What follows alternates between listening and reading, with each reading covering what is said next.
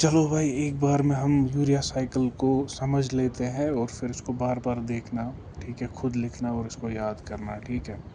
तो urea cycle में क्या होता है? सबसे पहले आपको ये याद रखना है कि ये लिवर में होता है। Urea cycle happens inside the liver, ठीक है। तो इसमें सबसे जो मेन चीज़ है वो ऑर्निथीन है, ठीक है। क्योंकि मतलब जब एक यूरिया साइकिल कंप्लीट होता है, ठीक है, तो लास्ट पे ऑर्निथीन बनता है, यूरिया भी बनता है, ठीक है, और ऑर्निथीन बनता है। ऑर्निथीन जो है, it can enter the urea cycle, री enter the urea cycle and the cycle goes on and on, ठीक है। सो बेसिक मकसद क्या है यूरिया साइकिल का? बेसिक मकसद ये है कि जो हमारे पास नाइट्रोजनस वेस्ट प्रोडक्ट्स है which are toxic for the human being, ठीक है। तो you might have studied asterixis, ठीक है। एस्टेरिक्सिस जब होता है तो वो सब नाइट्रोजनस कंपाउंड्स जब बिल्डअप हो जाते हैं उसकी वजह से होता है। So we don't want the nitrogenous compounds to build up, ठीक है। तो हम उसको एक एक्सक्रीटेबल फॉर्म में बनाते हैं यूरिया, जो कि यूरिया जो है वो बॉडी से निकल जाता है, ठीक है। So let's begin. So what happens? Urea cycle is happening in the liver. So क्या होता है? सबसे पहले जो अमोनिया होता है, अमोनिया की फार्मूला क्या है? NH3, ठीक है। वो कार्बन डाइऑक्साइड के साथ मिलता है, ठीक है। मिलने के बाद, ठीक है, मिलने के बाद एक एंजाइम होता है, ठीक है, उसका नाम है CPS1। CPS1 एंजाइम जो है वो माइटोकॉन्ड्रिया में पाया जाता है, ठीक है। तो CPS1 एंजाइम की मदद से और 2 ATPs यूज़ करने के बाद, ठीक है, कार्बन डाइऑक्साइड अमोनिया जो है वो कार्बोमाइल फॉस्फेट में कन्वर्ट हो जाता है, ठीक है। इसके साथ ही एक और हाइल्ड फैक्ट याद रखो, जो CPS1 है उसको एन एसिटाइल ग्लूटामेट स्टिमुलेट करता है, ठीक है, उसके फॉर्मेशन को। अब क्या बचा हमारा? कार्बोमाइल फॉस्फेट, ठीक है।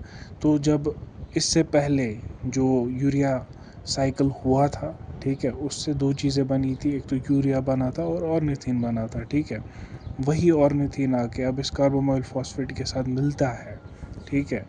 And with the help of ornithine transcarbamylase it gets converted into citrulline, ठीक है। साइट्रुलीन, देखो मैंने तुम्हें बोला कि यहाँ पर दो एंजाइम है, ठीक है, ऑर्निथीन ट्रांसकार्बामिलेज और CPS1।